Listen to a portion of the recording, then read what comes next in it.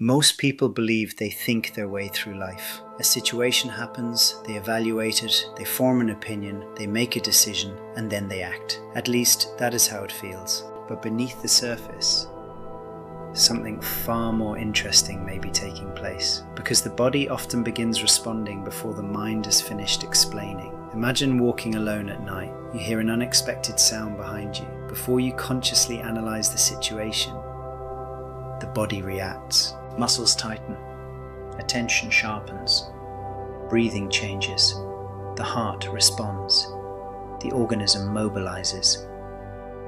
Only afterward does the mind begin constructing a story. What was that? Was it dangerous? Was it harmless? Should I investigate? Should I leave?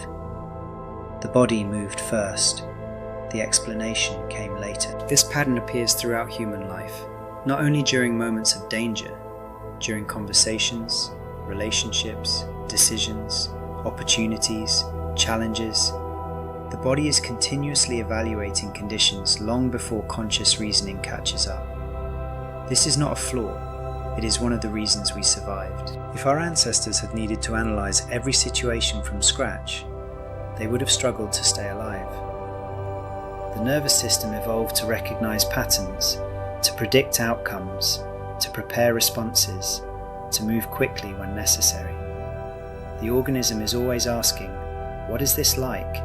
Have I experienced something similar before? What usually happens next? And those answers often emerge from state rather than deliberate thought. A person who feels safe may interpret an event one way. A person who feels threatened may interpret the same event very differently. The event remains unchanged. The state changes, and with the state, the story changes. This is one reason two people can leave the same conversation with completely different conclusions. Not because one is right and one is wrong, not because one is intelligent and one is not, but because each person is experiencing the conversation through a different biological lens, different histories, different expectations, different nervous system states, different bodies meeting the same moment. The fascinating thing is that the stories often feel completely true. The mind is remarkably skilled at creating explanations. Sometimes those explanations are accurate. Sometimes they are incomplete. Sometimes they are little more than educated guesses. Yet once a story forms, it often feels convincing. The body responds, the mind explains, and together they create experience. Consider a simple example. You send a message to someone important to you. Hours pass, no reply arrives. Immediately, stories begin appearing. Maybe they are upset, maybe they are ignoring me, maybe something is wrong, maybe I said something stupid. The body reacts, the stories grow, the experience becomes real. Then later, the person replies, "Sorry, my phone was off all day." Suddenly, the entire experience changes. The event itself never changed, only the story changed, and the story was shaped by state. This does not mean stories are useless. Far from it. Stories are one of humanity's greatest tools. Stories help us organize experience, understand events, transfer knowledge, build culture, create meaning. Stories matter, but stories are not reality itself. Stories are interpretations of reality, maps rather than territory, descriptions rather than events, and those descriptions are often influenced by the state of the organism creating them. This becomes especially important during periods of stress. A stressed body often tells different stories than a rested body. A fatigued body often tells different stories than a recovered body. A frightened body often tells different stories than a secure body. Again, this does not mean the stories are false. It simply means context matters. The body participates. One of the most useful questions a person can learn to ask is, what state am I in right now? Not as a way of dismissing experience, not as a way of avoiding reality, but as a way of understanding the lens through which reality is being viewed. Am I exhausted? Am I overwhelmed? Am I carrying fear?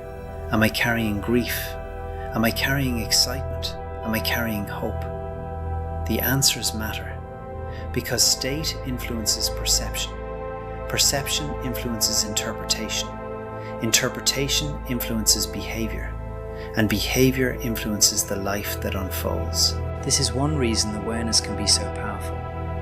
Awareness creates space between reaction and explanation.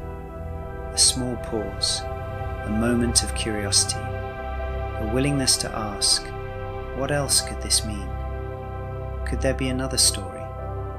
Could there be another interpretation? Could the body be contributing to what I am experiencing? Sometimes the answer will be no. Sometimes the story is accurate. Sometimes the danger is real. Sometimes the challenge is exactly what it appears to be. But sometimes the organism is simply doing what organisms do, predicting, protecting, preparing, trying to help. The body does not wait for certainty. It acts with the information it has available, and the mind often arrives afterward to explain what happened. Perhaps this is why self-understanding is so valuable.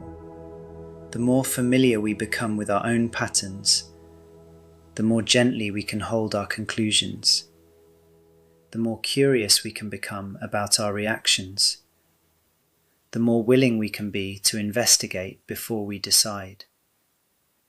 Because wisdom may not be found in having better stories.